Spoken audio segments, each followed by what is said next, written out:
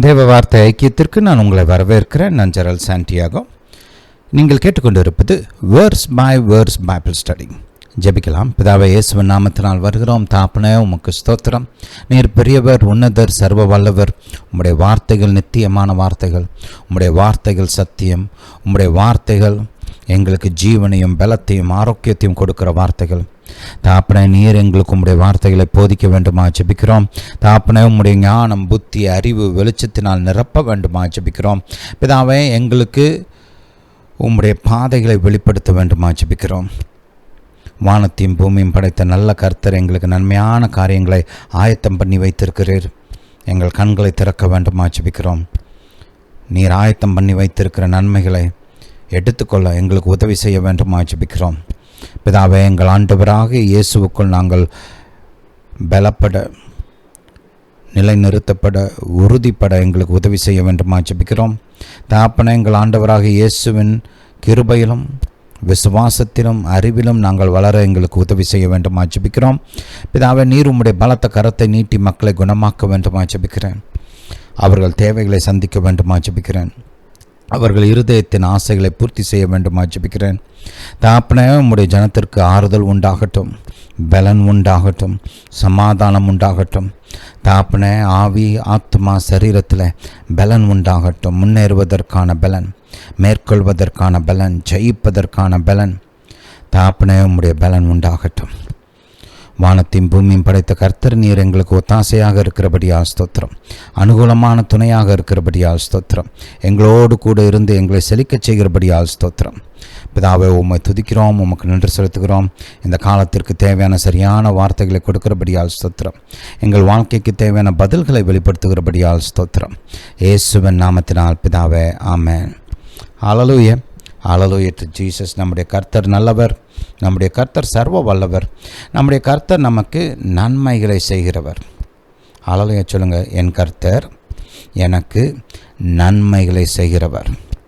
நன்மையான காரியங்களை எனக்கு கொடுக்கிறவர். என் வாழ்வை நன்மையால் நிரப்புகிறவர். ஹல்லேலூயா டு ஜீசஸ். வாசிப்போம். மத்தேயு 7ஆம் அதிகாரம் 9ஆம் வசனத்திலிருந்து. உங்களில் எந்த மனுஷனாலும் தன்னிடத்தில் அப்பத்தை கேட்கிற தன் மகனுக்கு கல்லை கொடுப்பானா? மீனை கேட்டால் அவனுக்கு பாம்பை கொடுப்பானா? ஆகையால் பொல்லாதவர்களாகிய நீங்கள் உங்கள் பிள்ளைகளுக்கு நல்ல ஈவுகளை கொடுக்க அறிந்திருக்கும் போது பரலோகத்தில் இருக்கிற உங்கள் பிதா தம்மிடத்தில் வேண்டிக் கொள்கிறவர்களுக்கு நன்மையானவைகளை கொடுப்பது அதிக நிச்சயம் அல்லவா? ரோமர் 5ஆம் அதிகாரம், ரோமர் 8 போகலாம். ரோமர் 8. ஹல்லேலூயா டு ஜீசஸ். அதில் பாருங்கள், 32ஆம் வசனத்தை பாசிங்க. தம்முடைய சொந்த குமாரன் என்றும் பாராமல் நம் எல்லாருக்காகவும் அப்புறம் ஒப்பு கொடுத்தவர் அவரோட கூட மற்ற எல்லாவற்றையும் நமக்கு அருளாதிருப்பது எப்படி? அவரோட கூட, இயேசுவோட கூட மற்ற எல்லா நன்மைகளையும் நமக்கு அருளாதிருப்பது எப்படி? ஹல்லேலூயா. இங்கிலீஷ் டிரான்ஸ்லேஷனில் இப்படி வரும், அவரோட கூட மற்ற எல்லாவற்றையும் இலவசமாக நமக்கு கொடுப்பது அதிக நிச்சயம் அல்லவா அப்படின்னு வரும். ஹல்லேலூயா, ஹல்லேலூயா டு ஜீசஸ். இயேசுவோட கூட இலவசமாக எல்லா நன்மைகளையும் பிதா நமக்கு கொடுப்பது அதிக நிச்சயம் அல்லவா? ஹல்லேலூயா, ஹல்லேலூயா டு ஜீசஸ். அப்போ கவனிங்க, நம் தேவன் நல்லவர், நமக்கு நன்மை செய்கிறவர், நம்முடைய வாழ்வை நன்மையால் நிரப்புகிறவர். இந்த வெளிச்சம் உங்களுக்குள்ளே எப்பொழுதும் ஒரு பற்றி எரிகிற அக்கினி போல் இருக்கணும். இந்த வெளிச்சத்தை நீங்கள் இறுக பிடித்து கொள்ள வேண்டும். இதை விட்டுறக்கூடாது. இதை விட்டு வலுவி வேறு பக்கம் போயிடக்கூடாது. வானத்தையும் பூமியும் படைத்த சர்வ வல்லவர், நல்லவர், எனக்கு நன்மை செய்கிறவர். ஹல்லேலூயா, ஹல்லேலூயா டு ஜீசஸ். சரி, வாசிப்போம். கலாத்தியருக்கு எழுதின நிருபம், கலாத்தியருக்கு எழுதின நிருபம் 2ஆம் அதிகாரம். போன ஒரு சில மெசேஜஸில் 19ஆம் வசனத்தை வாசித்தோம், தியானித்தோம்.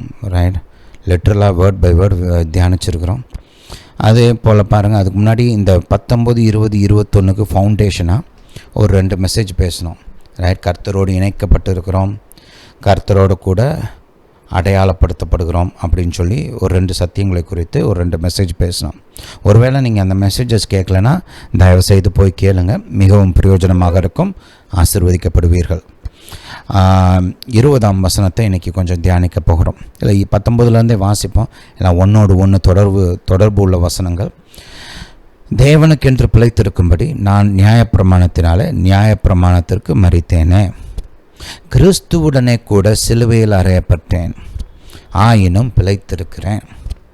இனி நான் அல்ல, கிறிஸ்துவே எனக்குள் பிழைத்திருக்கிறார். நான் இப்பொழுது மாம்சத்தில் பிழைத்திருக்கிறதோ, என்னில் அன்பு கூர்ந்து எனக்காக தம்மைத்தாமே ஒப்பு கொடுத்த தேவனுடைய குமாரனை பற்றும் விசுவாசத்தினாலே பிழைத்திருக்கிறேன். ஹல்லேலூயா. ரொம்ப அருமையான ஒரு வசனம். இதை நம்ம கொஞ்சம் டைம் எடுத்து இந்த வசனத்தை தியானிக்க போகிறோம். 21 வாசிச்சிரோமே. நான் தேவனுடைய கிருபையை விருதாவாக்குகிறதில்லை, நீதியானது நியாயப்பிரமாணத்தினால் வருமானால் கிறிஸ்து மரித்தது வீணாயிருக்குமே. ஹல்லேலூயா. சரி, அப்போ கிறிஸ்துவுடனே கூட சிலையில் அறையப்பட்டேன், ஆயினும் பிழைத்திருக்கிறேன். இந்த வசனத்தை நம்ம கொஞ்சம் தியானிப்போம். கிறிஸ்துவுடனே கூட சிலுவையில் அறையப்பட்டேன். எப்போ அறையப்பட்டீங்க? நம்ம இதெல்லாம் போன வசனத்தை தியானிக்கும்போது இதை நம்ம கொஞ்சம் திரும்ப பார்த்தோம் இல்லையா? கிறிஸ்துவுடனே கூட சிலுவையில் அறையப்பட்டேன் அப்படின்னு சொல்கிறாரு. சிலுவையில் அறையப்பட போகிறேன் அப்படின்னு சொல்லலை. அதுவும் நான் தனியாக சிலுவையில் அறையப்பட்டேன் அப்படின்னு சொல்லலை. இப்போ உதாரணமாக பேதுருவெல்லாம் தலைகீழாக சிலுவையில் அரைஞ்சாங்க, அந்த மாதிரியும் இல்லை. ஆனால் இவர் என்ன சொல்கிறாரு? கிறிஸ்து உடனே கூட அப்படின்றார். அப்போ பார்த்தீங்கன்னா பவுலப்போஸ்தலன் அப்போ கிறிஸ்துவை டைரக்டாக சந்திக்கலை, கிறிஸ்துவை குறித்த ஒரு பரிச்சயம் இவருக்கு இல்லை. கிறிஸ்து சிலுவையில் அறையப்படும் போது இவர் எருசலேம்லே கிடையாது. அப்போது இவர் எப்படி சொல்கிறாரு? எதை வச்சு சொல்கிறாரு? கிறிஸ்துவுடனே கூட சிலுவையில் அறையப்பட்டேன் அப்படின்னு எதை வச்சு சொல்கிறாரு? அறையப்பட்டேன்னு சொல்கிறாரு, ஆயினும் பிழைத்திருக்கிறேன் அப்படின்னு சொல்கிறாரு. மேலோட்டமாக பார்த்தா இவர் எதுமோ கதை சொல்கிற மாதிரி இருக்குது. எனத்தையோ இது ஒரு ஆவிக்குரிய விதத்தில் ஒரு அப்படியே பொயட்டிக்கலாக கவிதை நயமாக எனத்தையோ சொல்கிறாரு. கொஞ்சம் ஸ்ட்ராங்காக ஒரு காரியத்தை எம்ஃபசைஸ் பண்ணுறதுக்காண்டி எனத்தையோ சொல்கிறாரு அப்படின்ற மாதிரி மேலோட்டமாக வாசித்தா அப்படி தான் தெரியும். ஆனால் நமக்கு தெரியும், வேத வசனத்தில் பைபிளில் எழுதப்பட்ட ஒவ்வொரு காரியமும் பரிசுத்த ஆவியானவரால் ஏவப்பட்டு எழுதப்பட்ட வசனங்கள். இங்கே எழுதப்பட்ட காரியங்கள் சத்தியம் இல்லையா? அதை மைண்டில் வச்சுக்கிட்டு தான் எந்த வசனத்தையுமே வாசிக்கணும். இங்கே எழுதப்பட்டிருக்கிற இந்த காரியம் சத்தியம். அப்போ அவர் என்ன சொல்கிறாரு? கிறிஸ்துவுடனே கூட சிலுவையில் அறையப்பட்டேன், ஆயினும் பிழைத்திருக்கிறேன். இயேசுவோடு கூட உடன் இருந்த சீஷர்களே சிலுவையில் அறையப்படலை, இயற்கையாக பார்க்கும்போது இல்லையா? பேதுரு இருந்தார், யோவான் சிலுவைக்கு முன்னாடி நின்றுட்டுருக்கிறாரு. அவர் கூட அறையப்படலை. அப்போ இயற்கையான விதத்தில் இந்த காரியத்தை இவர் சொல்லலை. அது நம்மளுக்கு நல்லா தெரியுது இல்லையா? ஒரே சிலுவையில் இயேசுவோட கை ஒரு சைடும், இன்னொரு பக்கம் பவுலோடைய கையையும் சேர்த்து அரைஞ்சு அப்படி ஒன்று அவங்க 2 பேரும் சேர்ந்தாப்பில் தொங்கலை. அப்போ என்ன சொல்கிறாரு? ஏன் இப்படி சொல்லியிருக்கிறாரு? இதனால் நமக்கு என்ன பிரயோஜனம்? கேட்க இவ்வளோ நல்லா இருக்குது, அது அப்படி வாசிக்கும்போது அப்படி பவர்ஃபுல்லாக இருக்குது. அது என்ன அர்த்தத்தில் சொல்கிறாரு, இதுக்கு பேக்ரவுண்டில் என்ன இருக்குதுன்னு புரிஞ்சுக்கிட்டால் இன்னும் பவர்ஃபுல்லாக இருக்கும். ஹல்லேலூயா. ஸோ இப்போ நம்ம ஏற்கனவே பார்த்த மாதிரி நாம் இயேசுவோடு கூட இணைக்கப்பட்டிருக்கிறோம், இயேசுவோடு கூட அடையாளப்படுத்தப்பட்டிருக்கிறோம். இயேசு கடந்து வந்த காரியங்கள், சாதித்த காரியங்கள், அவருடைய ஜெயம், இது எல்லாமே நமக்கு கொடுக்கப்பட்டிருக்கிறது. நாம் மறுபடியும் பிறந்த அந்த தருணத்தில் பரிசுத்த ஆவியானவர் நம்மை எடுத்து நம்முடைய ஆண்டவராகிய இயேசுவுக்குள் மூழ்க பண்ணிருக்கிறார். நாம் இப்பொழுது இயேசுவின் சரீரமாக இருக்கிறோம், இயேசுவின் அவயங்களாக, இயேசுவின் சரீரத்தில் அவயங்களாக இருக்கிறோம். Right. we are a part of the body of Christ. இப்போ நம்ம சரீரத்தில் கிட்னி ஒரு அவயமாக இருக்குது, கை ஒரு அவயமாக இருக்குது, விரல் ஒரு அவயமாக இருக்குது, இருதயம் ஒரு அவயமாக இருக்குது, லிவர் ஒரு அவயமாக இருக்குது இல்லையா? அந்த மாதிரி ஒவ்வொரு பிலீவர், ஒவ்வொரு விசுவாசியும் இயேசுவை ஏற்றுக்கொண்ட நிமிஷத்தில் கிறிஸ்துவின் சரீரத்துக்குள் மூழ்க பண்ணப்படுகிறான் பரிசுத்த ஆவியானவரால். இப்போ ஒரு அவயமாகவே மாறிட்டான் லிட்ரலாக. அப்போ இயேசுவோடு நாம் இணைக்கப்பட்டிருக்கிறோம், இயேசுவோடு கூட ஒரே ஆவியாக இருக்கிறோம். இயேசு தலை, நாம் சரீரம். இப்போ கர்த்தர் என்ன பண்ணுறாருன்னா, இயேசுவோடு கூட இணைத்து தான் நம்மளை பார்க்குறாரு. அவர் பார்க்கும்போது இயேசு மரித்தார், அதனால் நாமும் மரித்தோம். இயேசுடைய மரணத்துக்குள் நாம் அடக்கம் செய்யப்பட்டிருக்கிறோம் என்று வேதம் போதிக்கிறது. அவரோட கூட மரணத்திலிருந்து எழுப்பப்பட்டிருக்கிறோம் என்றும் வேதம் நமக்கு போதிக்கிறது. அந்த வசனங்களை வாசிச்சிருவோம். ஏற்கனவே நம்ம இந்த ஒரு சில வசனங்களை நம்ம பார்த்துருந்தாலும் இந்த கான்செப்ட் கொஞ்சம் நிறைய பேருக்கு ரொம்ப புதிய கான்செப்ட். ஒரு சிலருக்கு இது தெரிஞ்சிருக்கும், ஆனால் முக்கால்வாசி இல்லை, 95% பேருக்கு இந்த கான்செப்ட் கொஞ்சம் புதுசு. அப்போ இதெல்லாம் திரும்ப திரும்ப பார்க்குறது நல்லது தான், தப்பு ஒன்றும் கிடையாது. குழப்பம் உண்டாகக்கூடாது, நல்லா தெளிவாக வழங்கணும், அதுதான் நமக்கு நோக்கம். ஹல்லேலூயா. சரி, அதனால் கொஞ்சம் வாசிப்போம். 6ஆம் அதிகாரத்துக்கு போங்க, 2வது வசனத்திலேருந்து வாசிப்போம். பாவத்துக்கு மரித்த நாம் இனி அதில் எப்படி பிழைப்போம்? நம்ம எப்போ பாவத்துக்கு மரித்தோம்? 3ஆம் வசனத்தை கவனிங்க. கிறிஸ்து இயேசுவுக்குள்ளாக ஞானஸ்நானம் பெற்ற நாம் அனைவரும் அவருடைய மரணத்துக்குள்ளாக ஞானஸ்நானம் பெற்றதை அறியாமல் இருக்கிறீர்களா? எப்போ பரிசுத்த ஆவியானவர் நம்மை கிறிஸ்துவின் சரீரத்துக்குள் மூழ்க பண்ணி கிறிஸ்துவின் அவயமாக நம்மை மாற்றினாரோ, அந்த நொடிப்பொழுதிலிருந்து இயேசு எதெல்லாம் கடந்து போனாரோ அதையெல்லாம் நாமும் கடந்து போயிருக்கிறோம். இயேசு எதையெல்லாம் அனுபவித்திருந்தாரோ அதையெல்லாம் நாமும் அனுபவிச்சிருக்கிறோம். இயேசு எதையெல்லாம் சாதிச்சிருக்கிறாரோ அதையெல்லாம் நாமும் சாதித்திருக்கிறோம். கர்த்தர் அப்படி தான் பார்க்குறார்.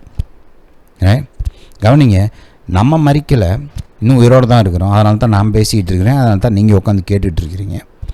ஆனால் இயேசு மரித்தார், அவருடைய மரணத்துக்குள் நாம் இணைக்கப்பட்டிருக்கிறோம். இயேசுவின் மரணம் நம்முடைய மரணம். புரியுதா? 4ஆம் வசனம். மேலும் பிதாவின் மகிமையினாலே கிறிஸ்து மரித்தோரிலிருந்து எழுப்பப்பட்டது போல நாமும் புதிதான ஜீவனுள்ளவர்களாய் நடந்து கொள்ளும்படிக்கு அவருடைய மரணத்திற்குள்ளாக்கும் ஞானஸ்தானத்தினாலே கிறிஸ்துவுடனே கூட அடக்கம் பண்ணப்பட்டோம். நீங்கள் என்றைக்கு அடக்கம் பண்ணப்பட்டிருக்கிறீங்களா? லிட்ரலாக, ஃபிசிக்கலாக? யாராவது உங்களை தூக்கிட்டு கொண்டு போய் சாவப்பட்டிக்குள்ளே வச்சு குழியில் புதைச்சிருக்கிறாங்களா? இல்லை. ஆனால் பாருங்கள், இயேசு அடக்கம் பண்ணப்பட்டார். நாம் இயேசுக்குள்ளே இணைக்கப்பட்டிருக்கிறதுனால நாமும் அடக்கம் பண்ணப்பட்டிருக்கிறோம். 5ஆம் வசனம். ஆதலால் அவருடைய மரணத்தின் சாயலில் நாம் இணைக்கப்பட்டவர்களானால் அவர் உயிர்த்தெழுதலின் சாயலிலும் இணைக்கப்பட்டிருப்போம். இங்கே கையை வச்சுக்கோங்க. இப்போ எபேசியர் வாசிப்போம். எபேசியர் 2ஆம் அதிகாரம்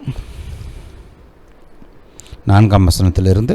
தேவனோ இரக்கத்தில் ஐஸ்வர்யமுள்ளவராய் நம்மில் அன்பு கூர்ந்த தம்முடைய மிகுந்த அன்பினாலே அக்கிரமங்களில் மரித்தவர்களாயிருந்த நம்மை கிறிஸ்துவுடனே கூட உயிர்ப்பித்தார். கவனிங்க, கிறிஸ்துவுடனே கூட. ஆதாமுடைய வீழ்ச்சி மொத்த மனுக்குலத்தின் வீழ்ச்சி, கிறிஸ்துவுடைய உயிர்த்தெழுதல் மொத்த மனுக்குலத்தின் உயிர்த்தெழுதல், மொத்த மனுக்குலத்தின் வெற்றி. ஹல்லேலூயா. அப்போ பாருங்கள், நாம் கிறிஸ்துவோடு இணைக்கப்பட்டிருக்கிறோம். நாம் அப்போ உயிரோடு கிடையாது, நம்ம அப்போ ரட்சிக்கப்படவும் கிடையாது. அப்போது இது எப்படி கர்த்தர் சொல்கிறாரு, நாமும் அவரோடு கூட உயிர்ப்பிக்கப்பட்டோம்னு?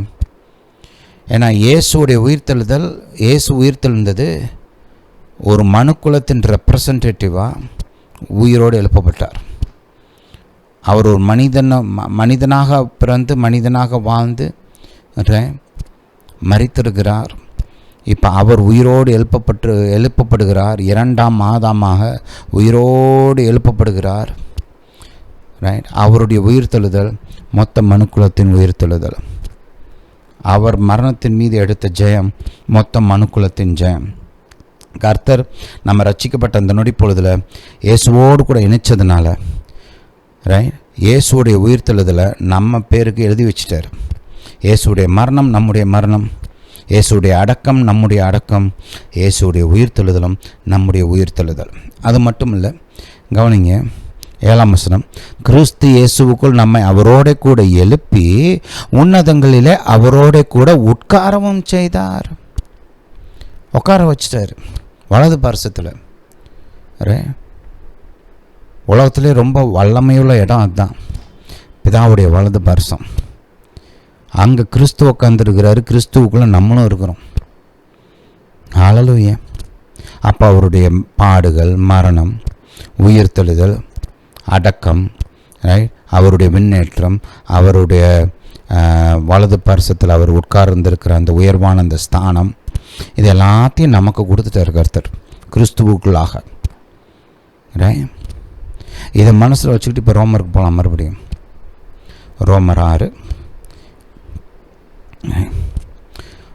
6ஆம் வசனத்தை வாசிப்போம். நாம் இனி பாவத்துக்கு ஊழியம் செய்யாதபடிக்கு. பாருங்க, கிறிஸ்தவன்னா அப்போ தொடர்ந்து பாவம் செய்யலாமான்லாம் கேட்கக்கூடாது. நீங்கள் மறுபடியும் பிறந்ததே எதுக்கு? அந்த பாவத்திலேருந்து விடுதலையாக்கப்படணுன்றது தான். ஹல்லேலூயா. பிரதானமான நோக்கம் மனுஷனுடைய வீழ்ச்சியை கொண்டு வந்தது எது? பாவம். அந்த பாவத்தை போக்கணும். பாவத்தின் மூலமாக இந்த பூமிக்குள்ளே இந்த சாபம், மரணம், பிசாசு இதெல்லாத்தையும் முறியடிக்கணும்னு தான் இயேசு வந்தார். அதில் இந்த காரியங்கள் இருந்தால் நம்ம அவர் மீட்டு எடுத்துருக்கிறாரு. அப்போ மீட் எடுக்கப்பட்டனா அதிலேயே திரும்பி வாழலாமா, அதிலே கண்டினியூ பண்ணலாமான்லாம் கேட்கக்கூடாது. கவனிங்க, தெளிவாக சொல்கிறாரு பாருங்க. என்ன சொல்கிறாரு? நான் இனி பாவத்துக்கு ஊழியம் செய்யாதபடிக்கு. பாவ சரீரம் ஒளிந்து போகும் பொருட்டாக. இங்கே பாவ சரீரம் ஒளிந்து போகும் பொருட்டாக அப்படின்னு சொல்லும்போது, பொதுவாக நிறைய பேர் வந்து இந்த நம்முடைய இந்த மாம்ச சரீரத்தை நினைக்கிறாங்க. உங்களுக்கும் தெரியும், எனக்கும் தெரியும், இந்த சரீரம் ஒளிந்து போகலை. நல்லா தான் இருக்கிறீங்க இல்லையா? இந்த சரீரம் ஒழிஞ்சு போச்சா? இந்த சரீரம் ஒழிஞ்சு போகக்கூடாது. ஏன்னா இந்த சரீரம் ஒழிஞ்சு போச்சுன்னா நீங்கள் காலி. புரியுதா? ஹல்லேலூயா. நல்லா ஞாபகம் வச்சுக்கோங்க. இந்த சரீரம் போச்சுன்னா நீங்கள் இங்கே அவ்வளோதான், நேர பரலோகம். அப்போ அதனால் இந்த சரீரம் ஒழிஞ்சு போகிறதுக்காக கர்த்தர் சிலுவையில் மரிக்கலை. இந்த சரீரம் குணமாக்கப்படுகிறதுக்காக சிலுவையில் மரித்தார். இயேசுடைய அந்த உயிர்த்தெழுதலின் மூலமாக இந்த சரீரமும் ஒரு காலத்தில் மகிமை அடையும். இந்த சரீரம் தான் மகிமை அடையும், வேறு புது சரீரம்லாம் இல்லை. இதே சரீரத்தை கர்த்தர் மகிமைப்படுத்துவார். ஹல்லேலூயா. Hallelujah to Jesus. சரி, அந்த டாக்டர்னுக்குள்ளே நம்ம இப்போ போக வேண்டாம். ஆனால் மைண்டில் வச்சுக்கோங்க. எதுக்காகலாம் சொன்னேன்னா, இந்த சரீரத்தை அழிக்கணும்னு அவர் வந்து சிலுவையில் மரிக்கலை. நாமும் இயேசுவோடு கூட அடையாளப்படுத்தப்படலை. இது கர்த்தரால் கொடுக்கப்பட்ட சரீரம். இது ஒளிந்து போகணும்னு கர்த்தர் விரும்பலை. அப்போ அவர் பாவ சரீரம்னு எதை சொல்கிறாரு? பாடியில் 2 வகை இருக்குது. ஃபிசிக்கல் பாடி இருக்குது, உள்ளான மனுஷனும் இருக்கிறான். அந்த உள்ளான மனுஷனுக்கு ஸ்பிரிச்சுவல் பாடி இருக்குது.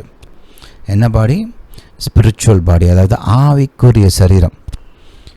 புரியுதா? அந்த உள்ளான அந்த ஆவி மனுஷனுக்குள்ளே தான் பாவ சுபாவமும் அந்த மரணத்தின் ஆவிக்குரிய மரணமும் பிசாசின் சாயலும் உள்ளே இருந்துச்சு. எதில் இருந்துச்சு? உள்ளான மனுஷன், அந்த நம்முடைய ஆவி மனிதனுக்குள்ளே தான் அதெல்லாம் இருந்துச்சு. அதனால தான் வேதம் என்ன போதிக்குது? பழையவைகள் ஒளிந்து போயின. பழையவை ஒளிந்து போயினா நீங்கள் மறுபடியும் பிறந்தப்போ எது ஒளிஞ்சு போச்சு? உங்களுடைய சரீரமாக ஒளிஞ்சு போச்சு? இல்லை, உங்களுக்குள்ளே இருக்கிற பழைய மனிதனை கர்த்தர் ஒழிச்சு போட்டார். அவனை எடுத்து தூக்கி போட்டு அவனை எடுத்து சிலுவையில் அறைந்தார். புரியுதா? அந்த உள்ளான மனிதன் தான், பழைய மனிதன் தான் அழிக்கப்பட்டான். அதனால தான் வேதம் இப்படி போதிக்கிறது இல்லை? எசேக்கியேல் தீர்க்கதரிசியின் புஸ்தகத்தில் கர்த்தர் அந்த கல்லான இருதயத்தை எடுத்து போட்டு சதையான இருதயத்தை கொடுத்தார். அப்போ அதைத்தான் இங்கே பாவ சரீரம் ஒளிந்து போகும் பொருட்டாகன்னு சொல்லும்போது அந்த உள்ளான ஆவி மனிதனைத்தான் இந்த வசனம் குறிக்கிறது. உங்களுடைய இந்த மாம்ச சரீரத்தை குறிக்கவில்லை. இதை நல்லா புரிஞ்சுக்கோங்க. இந்த சரீரம் நல்லா இருக்கணும். சொல்லுங்கள், நல்லா இருக்கணும். இந்த சரீரம் நாசமாக போச்சுன்னா அப்புறம் அவ்வளோதான், உங்கள் வாழ்க்கை இங்கே முடிஞ்சிச்சு. நீங்கள் இங்கே பூமியில் ஒன்றும் செய்ய முடியாது கர்த்தருக்கு. புரியுதா?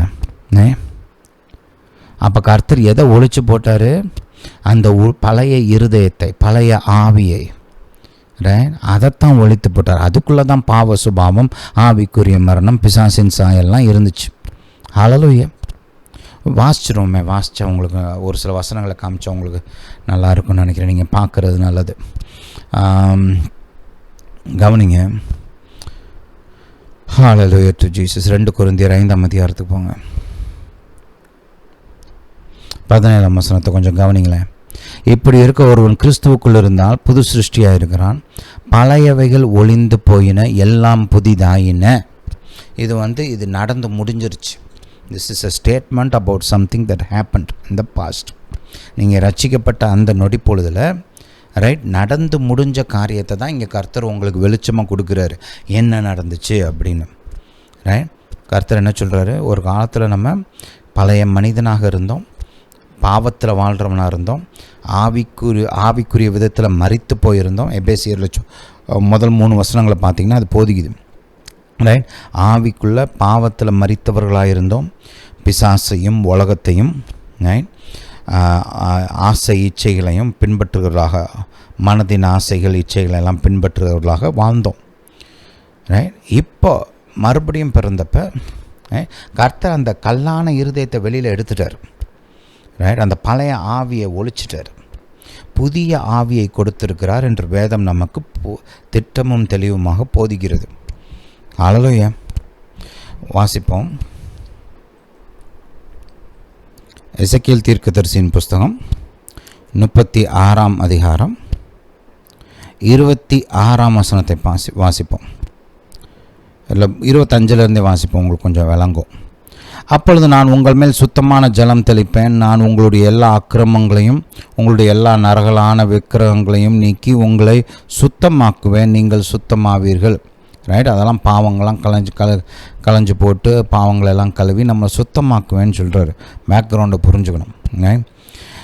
ஏன்னா அங்கேயும் நமக்கு 6ஆம் வசனத்தில் பார்க்குறோம் இல்லையா, இனி நீங்கள் பாவத்திற்கு ஊழியம் செய்யாதபடிக்கு. நோக்கத்தை புரிஞ்சுக்கணும். எதுக்கு நம்ம மறுபடியும் பிறந்திருக்கணும் அப்படின்னு தெரியணும். எப்போதும் பர்பஸை விட்டுட்டோம்னா அப்புறம் என்னனாலும் செய்வோம், எதுக்குனாலும் பயன்படுத்துவோம். இப்போ ஃபோனுக்குன்னு ஒரு பர்பஸ் இருக்குது. ஃபோனை எடுத்து கிரிக்கெட் விளையாடக்கூடாது. பந்துக்குன்னு ஒரு பர்பஸ் இருக்குது. பந்தை எடுத்துகிட்டு ஃபோன் பேசுகிறேன், இன்னொரு ஆளை கூப்பிட போகிறேன், வெளிநாட்டில் இருக்கிறவனை, வேறு ஊரில் இருக்கிறவனை, இல்லை பக்கத்து வீட்டில் இருக்கிறவனை கூட கூப்பிட போகிறேன் பந்து வச்சு அப்படின்லாம் ட்ரை பண்ணக்கூடாது. பந்துக்குன்னு ஒரு நோக்கம் இருக்குது, ஃபோனுக்குன்னு ஒரு நோக்கம் இருக்குது இல்லையா?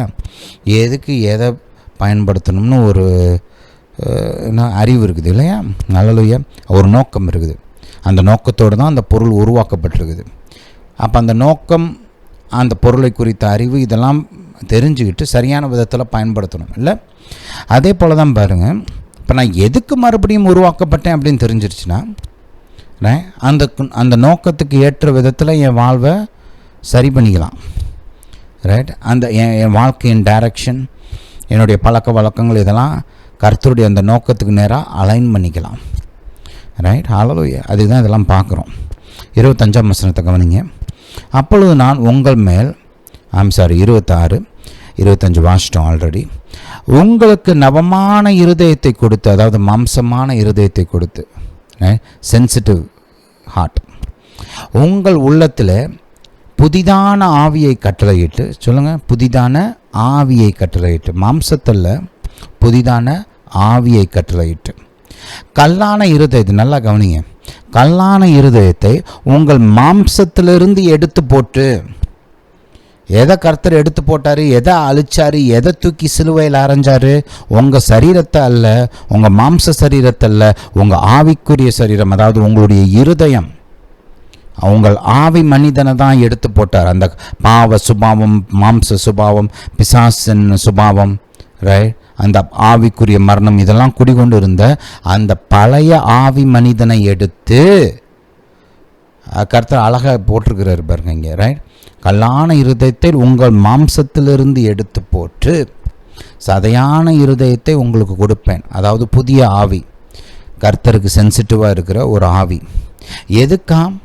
எதுக்கு கர்த்தர் இதை செய்கிறாராம்? உங்கள் உள்ளத்தில் என் ஆவியை வைத்து. இதுதான் புதிய ஏற்பாடு சத்தியம் இல்லையா? பரிசுத்த ஆவியானவர் நம்முடைய இருதயத்தில் இருக்கிறார். ஹல்லேலூயா. உங்களை என் கட்டளைகளில் நடக்கவும் என் நியாயங்களை கைக்கொள்ளவும் அவைகளின்படி செய்யவும் பண்ணுவேன். இதுதான் இன்டென்ட், இதுதான் பர்பஸ், இதுதான் நோக்கம். ஹல்லேலூயா. எதுக்கு நம்ம புது சிருஷ்டியாக உருவாக்கப்பட்டிருக்கிறோம்? கர்த்தரை பின்தொடர வேண்டும், அவருடைய கட்டளைகளுக்கு கீழ்ப்படிய வேண்டும் என்பதற்காகத்தான். இந்த நோக்கத்தை நல்லா புரிஞ்சுக்கணும். நோக்கத்தை புரிஞ்சுக்கிட்டீங்கன்னா நிறைய தவறான போதனைகளுக்கு தப்பிக்கலாம். ஹல்லேலூயா. சரி, மைண்டில் வச்சுக்கோங்க. மறுபடியும் ரோமர் 6க்கு போகலாம். ரோமர் 6ஆம் வசனத்தை மறுபடியும் வாசிப்போம். நான் இனி பாவத்துக்கு ஊழியம் செய்யாதபடிக்கு பாவ சரீரம் ஒளிந்து போகும் பொருட்டாக. அப்போ அது என்ன நம்ம பார்த்தோம்? அந்த பழைய மனுஷன், ஆவி, நம்முடைய பழைய ஆவி மனிதனைத்தான் இது குறிக்கிறது என்பதை பார்த்தோம் இல்லையா? நம்முடைய பழைய மனுஷன் அவரோட கூட சிலுவையில் அறையப்பட்டதென்று அறிந்திருக்கிறோம். எது ஏசப்பாவோட சிலுவையில் அறையப்பட்டது? நம்முடைய மாம்ச சரீரத்தை அறையில, நம் மாம்ச சரீரத்தை அவர் சிலுவையில் அழிக்கலை. ரைட்? எதை எடுத்து சிலுவையில் அரைஞ்சார்? நம்முடைய பழைய மனுஷன். ஏன்னா அவன்தான் பாவத்தில் மரித்திருந்தான், அவன்தான் ஆவிக்குரிய மரணத்தை பெற்றவனாக இருந்தான் இல்லையா? அப்போ நம்முடைய பழைய மனுஷன் அவரோட கூட சிலுவையில் அறையப்பட்டதென்று அறிந்திருக்கிறோம். இப்போ மரித்தவன் பாவத்துக்கு நீங்கி விடுதலையாக்கப்பட்டிருக்கிறானே. நம்ம ஆல்ரெடி பார்த்துட்டோம். ஒரு மனுஷன் மரித்து விட்டான். இப்போ இந்த பூமியில் செயல்படுகிற பிரமாணங்கள்லாம் அவனை ஆட்கொள்ள முடியாது, அவன் மேலே ஆளுகை செலுத்த முடியாது. ஏன்னா அவன் மரித்து விட்டான். இந்த பூமியில் இருக்கிற வாழ்க்கைக்கு அவன் மரித்து விட்டான். இந்த பூமியில் பாவம் இருக்கிறது. ஒரு மனிதன் மரிக்கும்போது அவன் அந்த பாவத்திற்கு மரிக்கிறான். இனி பாவம் போய் அவனை சோதிக்க முடியாது, அவனை ஏதாவது செய்ய வைக்க முடியாது. ஏன்னா அவன் மரித்தவன். ஹல்லேலூயா. Hallelujah to Jesus. இப்போ செத்த ஒரு மனுஷன்ட்ட போய் முன்னாடி போய் ஒரு பாட்டில் விஸ்கியை வாங்கி வச்சு குடுறா குடுறா குடுறா குடுறா குடுறா அப்படின்னா அது எவ்வளோ பார்க்குறதுக்கு எவ்வளோ அழகாக இருந்தாலும் எவ்வளோ காஸ்ட்லியாக இருந்தாலும் அவன் குடிப்பானா? அதை குடிக்க முடியுமா? முடியாது. இருக்கிறதுலே விலை உயர்ந்த ஒரு சிகரெட்டு அதை கொண்டு போய் அவன் முன்னாடி வச்சு குடுறா குடி அப்படின்னு சொன்னால் செய்வானாவன்? செய்ய மாட்டான் இல்லையா? ஏன்? அவன் மரித்து விட்டான். பாவத்திற்கு மரித்தவனாக இருக்கிறான். இப்போ அவன் பாவத்துக்கு சென்சிட்டிவ் கிடையாது. அவன் பாவத்துக்கு ஈல்டு பண்ணக்கூடிய, இடம் கொடுக்கக்கூடிய இடத்துல அவன் இல்லை. அவன் மரித்து விட்டான். இனி பாவம் என்னத்தான் முயற்சி பண்ணாலும் வேலைக்கு ஆகாது. ஹல்லேலூயா. Hallelujah to Jesus. அதனால தான் என்ன போட்டிருக்குது? மரித்தவன் பாவத்துக்கு நீங்கி விடுதலையாக்கப்பட்டிருக்கிறானே.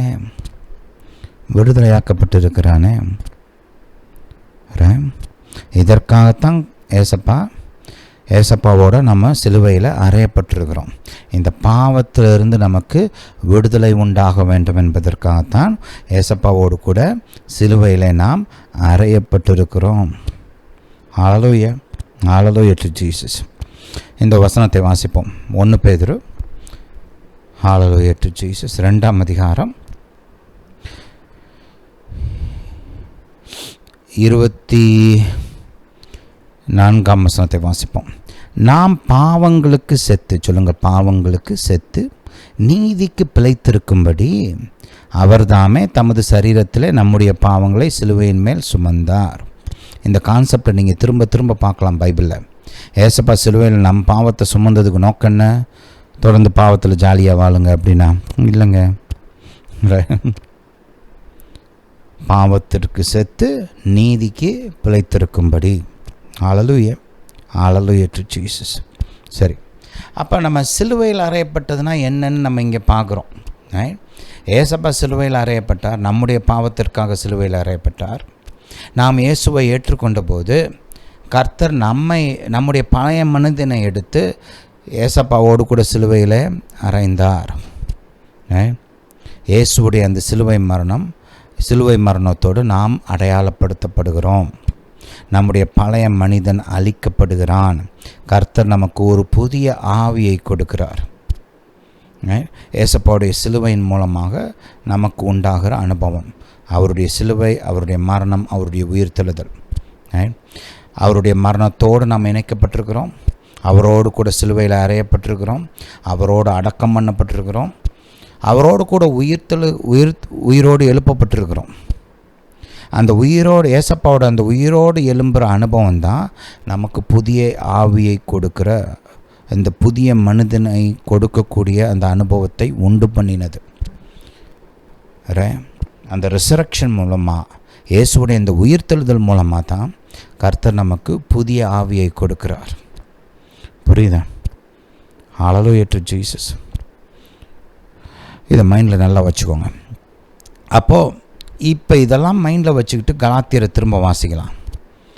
கலாத்தியர் 2ஆம் அதிகாரம் 20ஆம் வசனத்தை சேர்ந்து வாசிப்போம். கிறிஸ்துவுடனே கூட சிலுவையில் அறையப்பட்டேன். அந்த அறையப்பட்டதுனால என்ன நடந்துச்சு? அந்த பழைய மனுஷன் ஏசப்பாவோடு கூட சிலுவையில் அறையப்பட்டான். அதனால் என்ன உண்டாச்சு? பாவத்திற்கு நான் மரித்தவனாக மாறினேன், பாவத்திலிருந்து விடுதலையாக்கப்பட்டேன். இதெல்லாம் அந்த மரணத்தின் மூலமாக தான் நடந்துச்சு இல்லையா? இயேசுவோடு கூட நம்ம அடையாளப்படுத்தப்படுகிறோம். அவருடைய சிலுவை மரணம், அதோடு நம்ம அடையாளப்படுத்தப்படுகிறதுனால நாமும் மரிக்கிறோம். எதுக்கு மரித்தோம்?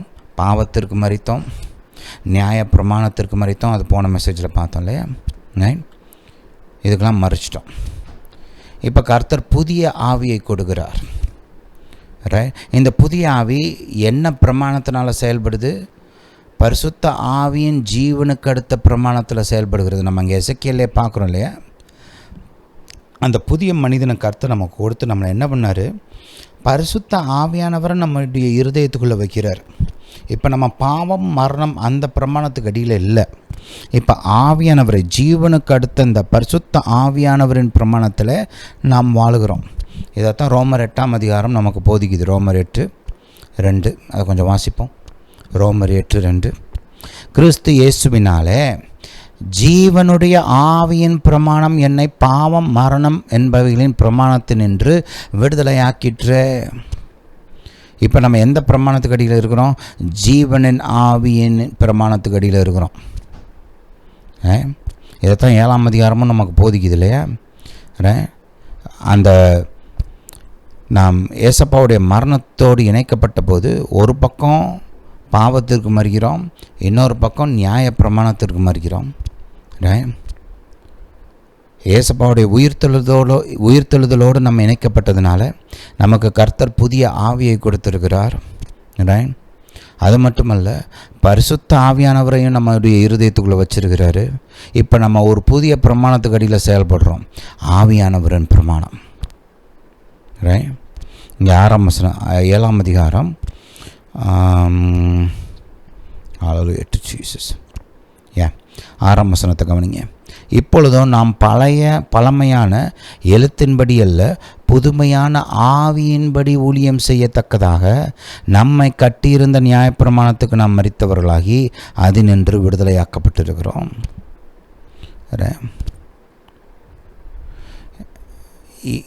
ஆவியானவர் எப்படி நடக்கிறாரு, ஆவியானவர் எப்படி வழி நடத்துவார் அப்படின்னு தெரிஞ்சுக்கணும்னா கலாத்தியர் எடுத்து பாருங்கள். கலாத்தியர் 5ஆம் அதிகாரம், இங்கேயும் கவனிங்க. கலாத்தியர் 5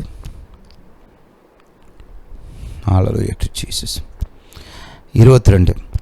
ஆவியின் கனியோ அன்பு, சந்தோஷம், சமாதானம், நீடிய பொறுமை, தயவு, நற்குணம், விசுவாசம், சாந்தம், இச்சையடக்கம், இப்படிப்பட்டவைகளுக்கு விரோதமான பிரமாணம் ஒன்றுமில்லை. கிறிஸ்து உடையவர்கள் தங்கள் மாம்சத்தையும் அதன் ஆசை இச்சைகளையும் சிலுவையில் அறைந்திருக்கிறார்கள். 19, 20, 21 மாம்சத்தின் கிரியைகளை நம்மளுக்கு லிஸ்ட்டு போட்டு கொடுத்துருக்கு இல்லையா? ஆவியானவர் அதுக்குள்ளே நம்மளை நடத்துறது கிடையாது.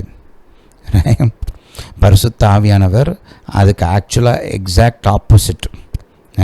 நன்மையான காரியங்களில் நம்மளை வழி நடத்துகிறார். தேவனுக்கு பிரியமான காரியங்களில் நம்மளை வழி நடத்துகிறார். பரிசுத்தமான ஒளியின் காரியங்களில் நம்மை வழி நடத்துகிறார். ஹல்லேலூயா, ஹல்லேலூயா டு ஜீசஸ்.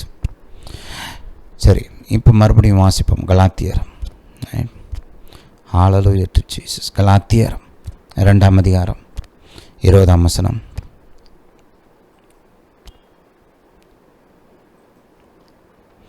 கிறிஸ்துவுடனே கூட சிலுவையில் அறையப்பட்டேன், ஆயினும் பிழைத்திருக்கிறேன். எதை வச்சு சொல்கிறாரு பிழைத்திருக்கிறேன்னு? அறையப்பட்டது பழைய மனிதன், அவன் அழிக்கப்பட்டுட்டான் பழைய மனிதன். இப்போ கர்த்தர் நமக்கு புதிய மாம்சமான அந்த இருதயத்தை கொடுத்திருக்கிறார், புதிய மனிதனை கொடுத்திருக்கிறார். ரைட்? பரிசுத்த ஆவியானவரை தன்னுடைய இருதயத்துக்குள் வைத்திருக்கிற அந்த புதிய மனிதனை நமக்கு கொடுத்திருக்கிறாரு. இப்போ நமக்குள்ள அந்த பழைய மனிதன் இல்லை, அவனுக்குள்ளே இருந்த அந்த பாவ மரணம் அதெல்லாம் இல்லை, அந்த கடின இருதயம் அதெல்லாம் இல்லை, அந்த பிசாசின் சாயல் அதெல்லாம் இல்லை, அது அழிஞ்சு போச்சு. கிறிஸ்துவுடனே கூட நான் சிலுவையில் அறையப்பட்ட போது அதெல்லாம் அழிஞ்சு போச்சு. இப்போ கர்த்தர் எனக்கு ஒரு புதிய ஆவியை கொடுத்திருக்கிறார். தேவனுக்கு கீழ்ப்படியக்கூடிய, தேவனுடைய பரிசுத்தத்தையும் நீதியையும் உட்கொண்ட, தேவனுடைய அன்பு இருக்கிற அந்த புதிய மனிதனை கொடுத்திருக்கிறார். அந்த புதிய மனிதனுக்குள்ள பரிசுத்த ஆவியானவர் இருக்கிறார். பிழைத்திருக்கிறேன்றது அதைத்தான் குறிக்குது, அந்த புதிய மனிதனின் அந்த வாழ்வு. ஹalleluya to Jesus. அப்போ இதுதான் அர்த்தம். கிறிஸ்துவுடனே கூட சிலுவையில் அறையப்பட்டேன், ஆயினும் பிழைத்திருக்கிறேன் அப்படின்ற வசனத்துக்கு அதுதான் அர்த்தம். ஹalleluya. அடுத்த பாயிண்ட்டுக்குள்ளே நம்ம இன்றைக்கி போக வேண்டாம். அதை ஆரம்பித்தா முடிக்க முடியாது, அதை அடுத்த மெசேஜில் தனியாக பேசுவோம். ஹalleluya. இன்றைக்கி நம்ம பார்த்த வசனங்களெல்லாம் நல்ல ஜெபத்தோடு தியானிங்க, உங்களுக்கு மிகவும் பிரயோஜனமாக இருக்கும், ஆசீர்வதிக்கப்படுவீர்கள். ஹalleluya. ஹalleluya to Jesus. இந்த போதனை கேட்டபடி நன்றி. கர்த்தர் உங்களை ஆசீர்வதிப்பாராக. நம்முடைய இயேசு ராஜா சீக்கிரம் வருகிறார்.